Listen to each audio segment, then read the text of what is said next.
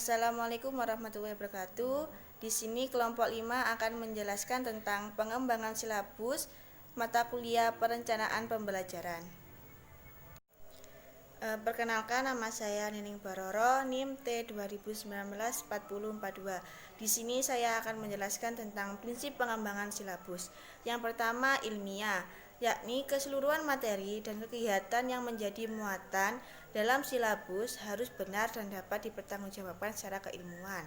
Yang kedua, relevan, yakni cakupan, kedalaman, tingkat kesukaran, urutan penyajian materi dalam silabus dan harus disesuaikan dengan tingkat perkembangan fisik, intelektual, sosial, emosional, dan spiritual peserta didik.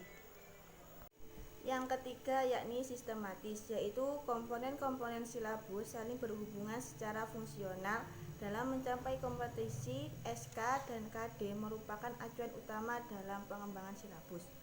Yang keempat yaitu konsisten, yakni adanya hubungan konsisten antara kompetisi dasar, indikator, materi pembelajaran, dan kegiatan pembelajaran, sumber belajar, serta teknik dan instrumen penilaian.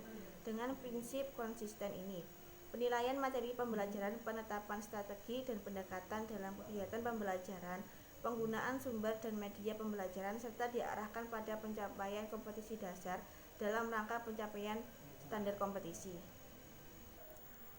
Yang kelima yaitu memadai, yakni cakupan indikator, materi, kegiatan, dan sumber pembelajaran, serta sistem penilaian cukup untuk menunjang pencapaian kompetisi dasar. Dengan demikian, prinsip ini, maka tuntunan kompetisi harus dapat terpenuhi dengan pengembangan materi, pembelajaran, dan kegiatan pembelajaran yang akan dikembangkan. Yang keenam yaitu fleksibel, yakni keseluruhan komponen silabus dapat mengakomodasi keragaman peserta didik, pendidik, serta dinamika perubahan yang terjadi di sekolah dan kebutuhan masyarakat. Yang terakhir yaitu menyeluruh, yakni komponen silabus mencakup keseluruhan ranah kompetensi, baik kognitif, afektif, maupun psikomotor. Prinsip ini hendaknya dipertimbangkan baik dalam mengembangkan materi dan dalam kegiatan pembelajaran maupun penilaiannya. Assalamualaikum warahmatullahi wabarakatuh. Saya Umi Qoematul Husnah, NIM T2019-4070. Saya akan menjelaskan kelanjutan dari teman saya yang tadi. Yang B yaitu langkah-langkah pengembangan silabus. Adapun langkah-langkah pengembangan silabus meliputi yang pertama, mengkaji standar kompetensi dan kompetensi dasar. Yang kedua, mengidentifikasi materi pembelajaran. Yang ketiga, melakukan pemetaan kompetensi. Yang keempat, mengembangkan kegiatan pembelajaran. Dan yang kelima, merumuskan indikator pencapaian kompetensi. Yang keenam, penentuan jenis penilaian. Yang ketujuh, menentukan alokasi waktu. Dan yang kedelapan, menentukan sumber belajar. Dan yang C, komponen dan format silabus. Yang pertama yaitu standar kompetensi, yang kedua kompetensi dasar, dan yang ketiga materi pokok atau pembelajaran. Yang keempat kegiatan pembelajaran, yang kelima indikator, yang keenam penilaian, yang ketujuh alokasi waktu, dan yang kedelapan sumber belajar. Selanjutnya, praktek membuat silabus. Praktek membuat silabus ini ada 8 macam. Yang pertama, perhatikan komponen silabus. Adapun komponen tersebut berupa standar kompetensi, kompetensi dasar, materi pokok atau pembelajaran, kegiatan pembelajaran, indikator, penilaian, alokasi waktu, dan sumber belajar. Yang kedua, petakan standar kompetensi dan kompetensi dasar. Hal ini merupakan langkah pertama dalam membuat silabus.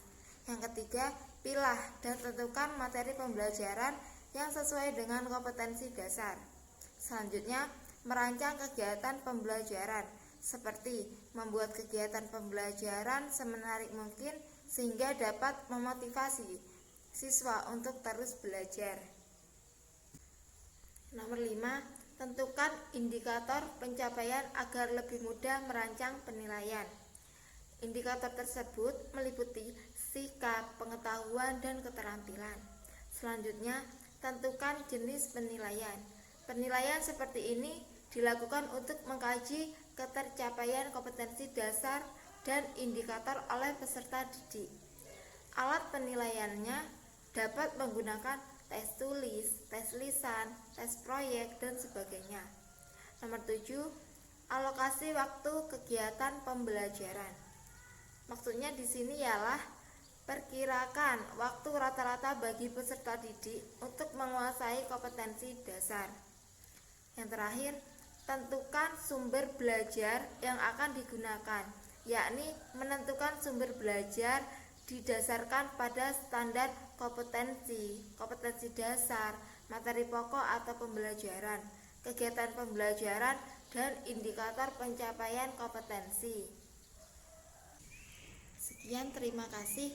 Semoga bermanfaat. Wassalamualaikum warahmatullahi wabarakatuh.